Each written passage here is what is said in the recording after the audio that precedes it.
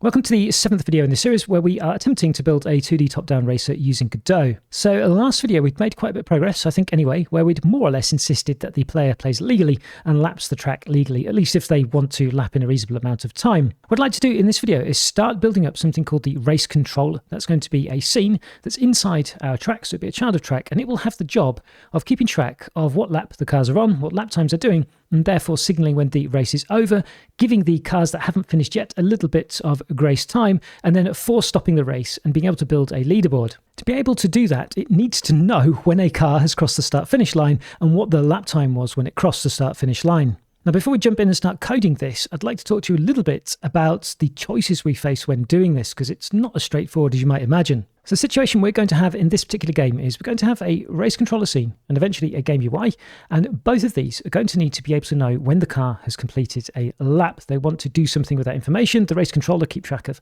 lap times and the state of the race. The game UI simply to show us what's going on with the cars that are actually taking part in the race. So when you do this, you face quite a choice actually of different approaches for doing it, and all of them have their pros and their cons. So a really common one that you see is in the particular scene, say the race controller, when it loads, what it'll do is it'll get hold of all nodes that are in a certain group, say the group car, and then it can react to when these cars complete a lap, say via a function call or via a signal that's on the cars. Then the game UI would do exactly the same thing. It would grab all of the nodes in the group car, then connect itself up to those signals and react to those updates. This is a perfectly valid approach and very, very common.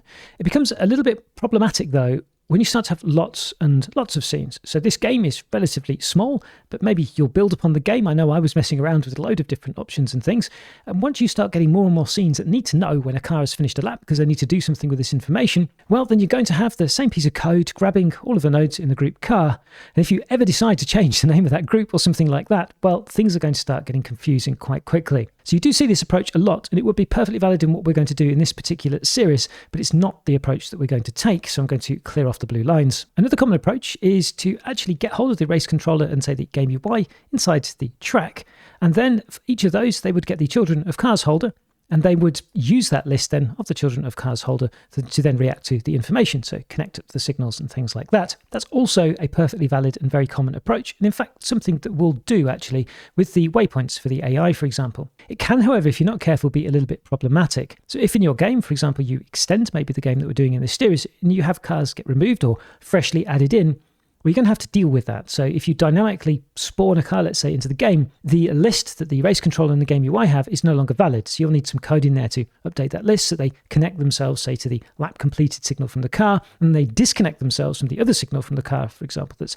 disappeared. Now, with a relatively straightforward game like we have here, that's quite manageable. I'm sure you can imagine, again, if you start adding other scenes that respond to this information, it starts to become unwieldy, especially if cars holder, the content starts changing, or indeed you start adding other scenes that emit lap info and they're not even children of cars holder. It starts very quickly to become difficult to manage. So as you've probably gathered, we're not going to take that approach either. Instead, what we're going to do is we're going to separate the cars completely from the race controller, the game UI, and any other scene that might want to know about a lap being completed. What we're going to do is we're going to use a very common pattern called the event hub or signal hub or event bus or signal bus. Pretty much any game design patterns book that you buy will have this as number one or number two. Number one is usually the singleton pattern, where you have just a single instance of a class existing throughout the life of your app. Number two is usually the event bus or signal bus or something like that. And if you've done any of my other courses, you'll know by now that this is one of my favorite patterns because it makes things, I think, a lot easier to manage because you separate the communication and information sharing between different things in the application via your event hub. So the way it works is quite straightforward.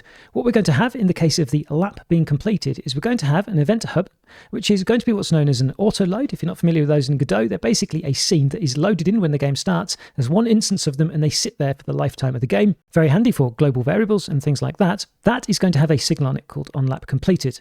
And it's going to take with that signal some information, which is going to be LapCompleteData. That's going to be a class that we're about to write. So what will happen is when a car completes a lap, it'll emit a signal with some LapCompleted data of its completed lap. So for example, it's lap time, but it'll emit the event hub's signal. So we'll see event hub.emit onLapCompleted and it'll send in the lap completed data. Then the race controller and later the game UI, they will connect themselves up to this signal.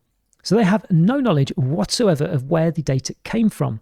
All they know is the data has arrived, and when the data arrives, they can then process this information. So there's no connecting up to lots and lots of cars and then disconnecting from cars and things like that. There's no getting hold of parent nodes and then looking at all the children or anything like that. There's no getting different groups and then breaking everything when the group changes or anything like that. They're completely separate from each other and they communicate via our event hub. So what we're about to do in the IDE is this. We're going to write our LapCompleteData class. We're going to create our event hub. We'll create our signal, and then we'll get the race controller scene written and get that to react to the lap completed. And for now, we'll just print it to the output because I think for this video, that's then enough. So let's jump back into the Godot IDE. Okay, so back in the Godot IDE, let's create our global, shall we? So we can do this in a couple of ways, actually. Let's do it in the more unusual way. I'm going to go to Project Settings, and go to Globals. And at the top here, what we can do is we can either look for a script we've created and have that load as a global, or we can create it directly from here. So we'll create it from here. I'm going to type Event Hub, and then click Add. That's now going to ask us where to put this particular script. At the moment, it's going directly at the root of our project. I'm going to click the Browse button here. And what do we have? Assets, Scenes. Let's make it a new folder called Globals. Then we can click Open, and that should be good. So I'll hit Create. So you should see now here, Event Hub and the path to the script, and also crucially that it's enabled. And inside the code, we'll actually have Event Hub available as a class that we can use literally by typing Event Hub and dot. So I'm going to click Close, Control S to save. Now you probably know what's going on here with globals, but just in case you've never seen it before, I'm going to run the application and go to Remote on the left-hand side, and you can see that our Event Hub has been created here. It's literally a node. It's not being rendered. This is the one being rendered here. Here what we've got is a node, and whatever code we have inside there will exist throughout the life of the application. So I'll press Stop to close that down, close down the output. So before we start doing something with our Event Hub, which I'll just check is here, yes it is, what we need to do is we need to make our LapCompleteData class. So I'm going to right-click on Res, Create New Folder, and call this Classes, for want of a better word. By the way, I haven't said yet throughout the series, but obviously please do it how you want to in terms of structure here. This is my own preference for this particular series. I'm going to right-click on Classes, Create New, and Script here. In terms of inheriting here, we don't actually need to inherit from anything because it'll inherit by default from objects, but let's be good and actually click the list there and double-click on Object. And the name that we can give this is LapCompleteData. Hopefully everything's green for you, and then we can hit Create. And that won't open the script because we haven't attached it to a scene, so it doesn't get opened by default, but it should be there in classes, and I'm going to double click on it. So the first thing we'll do here is give this actually our class name, so class_name and LapCompleteData. And then we'll have a couple of properties. We'll have the lap time, and we'll also actually have the car itself. So later on we can use some information like the car's number, the car's name, stuff we haven't implemented yet, but we will do. With that done, what we can write is the initialization function to actually initialize this class.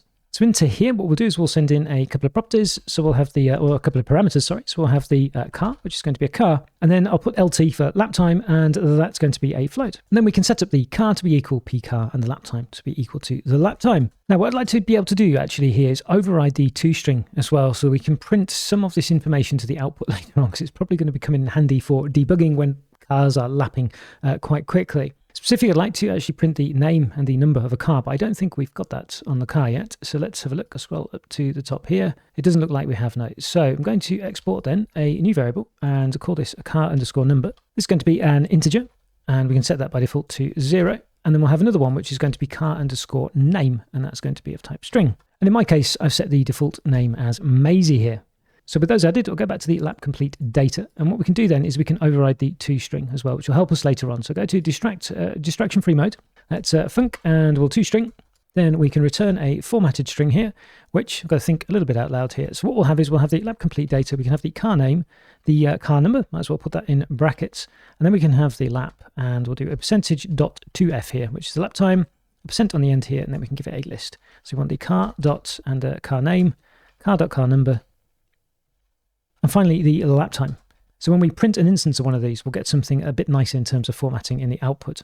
All right then, so come out of distraction-free mode. What we can do now is we can open up our global, because we have this type, and we're going to make this signal on the event hub, which is going to use this particular type. So I'll open that up and delete everything in here. We do need it to extend from node, because it will be created as a node in the tree, as we saw. And we can make then here a new signal on lap completed, and that's going to have info, and that can be then our LapCompleteData. Now, I have to say, in my own personal projects, I usually just leave it like this. But in the newer versions of Godot, it's nagging always with yellow here because we're not using this anywhere inside here. And that's because I would emit them from wherever they're being emitted. So what we'll do for this series is we'll quieten Godot. And what we'll do is we'll do a func emit underscore, and then we'll emit this from here. So we'll write a function actually to emit it. The return type there is going to be void. Then we can get hold of the onLapCompleted, and we can do dot emit and send in our info. And for now, that's all we need on the event hub. What we can do now is emit this information from our car. So let's select the car scene, and I'll open up the car script, the car.gd. So to emit this signal, we need to build up an instance of our LapCompleteData, and that has the car on it. So that's the car itself, but also a lap time. And we don't have any kind of lap time in here. I don't think anyway. No, we don't. All right then. So what we'll do then is we'll take the throttle there, and we'll make this a lap_time. And then what we'll do is we will increment the lap time inside process here. So whenever process is invoked, we'll increment the lap time by delta. Now that's an underscore delta, which we no longer need because we're using delta inside here, so no more yellow. Now the eagle-eyed of you may have spotted that this is now going to increment with every call of process, irrespective of whether we're actually driving or not. So later on when the game first starts and we're waiting for the race to actually start after a countdown, will nevertheless be accumulating lap time. Don't worry about that though, because you'll see later on that we only actually get credited with their lap starting when we cross the start and finish line. And when we initially cross, this will simply just get reset to 0. So although it might look a little bit odd always being incremented here, it works out okay with the logic in the end. Talking of which though, what we should do is go down into the lap completed and the hit verifications. So what we do want to do is when we have got a new lap and we've cleared the verifications, what we'll also do is we'll reset the lap time to 0.0. And I'll just reiterate, we're resetting these here even if this wasn't the case here, simply because if the player is messing around and going round in circles across the start finish line, they're continuously going to get the lap time set back to 0 and the verifications passed is going to be cleared. Now that's done though, in the lap completed though, what we can do is make an instance of our lap completed data. So we can do var LCD, so lap complete data for short, and then that's going to be a type lap complete data, which is going to be lapcompletedata.new, and we send into there then ourselves, so that's the car, and the lap time. Now you probably can't see that very well, so I'm going to go to distraction-free mode. There we go. So var LCD lap complete data is equal to lap complete data new, self and lap time. What we'll do is we'll also print this as well. So we'll print lap completed, and we should have a very nice, well, I say very nice, we should have some string formatted for this. So we can do comma and LCD. Then finally, we can get hold of our event hub, and then we can emit our signal. So we'll emit our online completed with LCD. And because we're decoupled using Event Hub, we don't need to worry about if anything else is connected up or anything like that. There's no direct communication going on. We simply emit this.